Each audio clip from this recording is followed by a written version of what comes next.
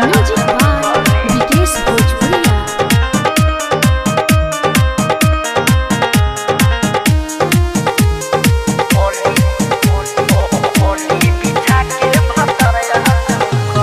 Harbour मित गरबर होई सुनी मोर सैया हो नया नया इली बाते कर तू पैया हो। हरबर मित गरबर होई सुनी मोर सैया हो नया नया इली बाते कर तू पैया हो। टूटल बा पहलंग काम न चली, टूटल बा पहलंग काम न चली, पली बिछा के भातर राजन कली कहता मनमा सजनमा हो धली, पली बिछा के भातर राजन कली।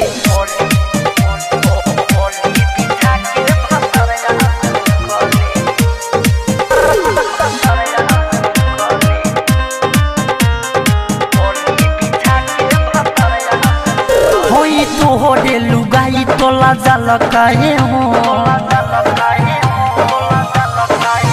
टुआ टुई करे में सादा माल काहे हो।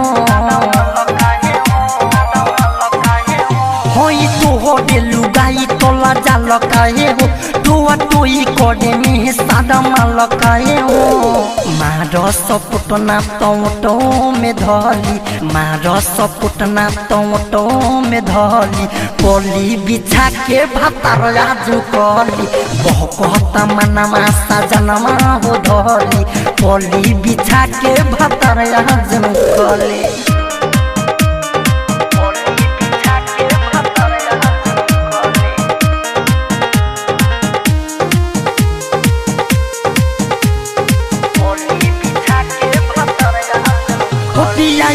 की तो केला तू हिलावरा तो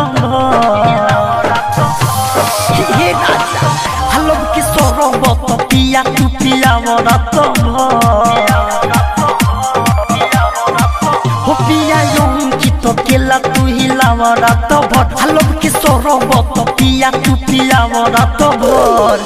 राइटर मिथलेश पलटम तहली, अजय चंदेश्वर पलटम तहली, पली बिछा के भातर राजू कली कहता मनमा सजनमा हो धली, पली बिछा के भातर राजू कली। हरबर मित गरबर होई सुनी मोर सैया हो नया नया इली बाते कर तू पैया हो।